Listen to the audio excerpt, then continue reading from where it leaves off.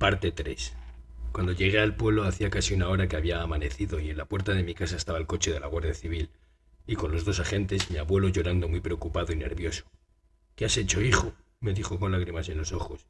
Yo no dije nada, solo puse un gesto de incredibilidad, como mostrándome sorprendido. Entonces los agentes me pusieron las esposas como dicta el protocolo, y me detuvieron sin que yo mostrara resistencia alguna. Sabía que no tenía nada contra mí, ni siquiera sospechaban que había hecho con los cuerpos, ya que de ser así, habría más agentes y estarían en las cuadras.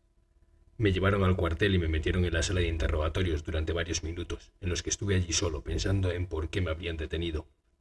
Cuando se abrió la puerta entró uno de los guardias que me detuvo, y otro tipo vestido de traje, parecía inspector de policía. «¿Dónde estabas hoy entre las 5 y las 6:30?», me preguntó aquel hombre. «En casa. Regresé de fiesta entre las 4 y las 4:30», le respondí. «¿Alguien puede corroborar tu coartada?», volvió a preguntarme. «Hombre, pues los 3 amigos con los que regresé y el taxista. Me pidieron los nombres de mis testigos, y mientras el guardia civil salía de la sala para localizarlos, el otro hombre siguió con el interrogatorio. ¿Conocía usted a Esperanza Gómez Aguilar?». «No lo sé. Conozco varias mujeres con ese nombre y los apellidos no me dicen nada. Tendré que concretar un poco más», le contesté. «¿Una joven de 18 años procedente de Bogotá?». «Sí, la conocí anoche. ¿Por qué me pregunta conjugando el verbo en pasado?». La intranquilidad empezó a apoderarse de mí. «No sé, dímelo tú. La vieron por última vez contigo». Me inculpaba a mí, o eso parecía. «Sí, yo la acompañé a casa. Ella entró y yo me marché, pero no eran todavía ni las 4. «¿Me quieres decir que no sabes nada de esto?», me gritó lanzándome unas fotos contra la mesa. Las observé y casi se me para el corazón. Aquella preciosa joven estaba completamente desnuda, bañada en sangre, con una raja en la garganta visiblemente hecha con arma blanca y la lengua colgando de esa herida. En los pezones podían observarse pequeñas heridas que probaban fallidos intentos de amputárselos de un mordisco. No recordaba nada, pero podía haber sido yo. Claro que podía haber sido yo. De hecho, ya llevaba unos días fantaseando con repetir un crimen de carácter sexual para mi homicidio número 69, por aquello del erótico significado de esa cifra. A mí me gustaba hacer cosas especiales cuando llegaba a cifras especiales.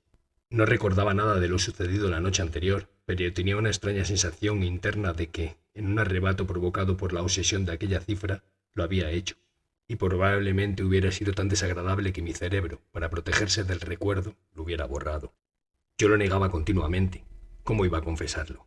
Mientras no dejaba de imaginar sus exuberantes caderas, sus pechos turgentes y firmes, su tez morena y el sabor. Aún permanece en mi paladar el sabor de su cuello. En la imagen que proyectaba mi cerebro, yo mordía lúgubremente su cuello, mientras lentamente deslizaba mi boca por el mismo hasta llegar a su pecho, y mordisqueaba su pezón. Esas heridas, ¿se las habría hecho yo? Las pruebas del forense dictaminan que ha habido violación, y hay restos de semen de 2 personas.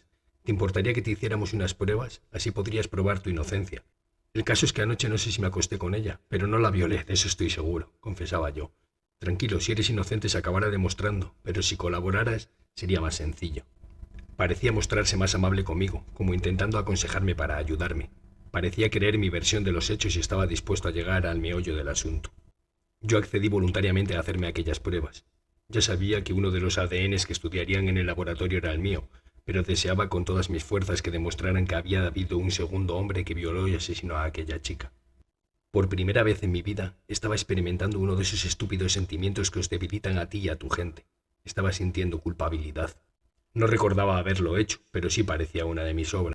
Probablemente, si no llegué a amputarle los pezones sería porque estaría gritando demasiado, y debido al miedo de ser descubierto sumado al estado de embriaguez y a la excitación del momento, había decidido silenciarla con un cuchillo u otra arma blanca. Pero, ¿de dónde había podido sacar un arma? Y sobre todo, ¿cómo hice para no manchar ni una gota? O para limpiarme a la perfección. No podía dejar de mirar aquellas fotos desparramadas por la mesa. Mi padecimiento no se prolongó durante mucho tiempo. No era ni la 1 del mediodía cuando habían terminado de prestar declaración mis amigos y aquella joven, la amiga de Esperanza. Al parecer, yo había pasado por alto un detalle muy importante, pero los 4 testigos sí lo habían confesado, el percance que habíamos tenido con el exnovio de la joven.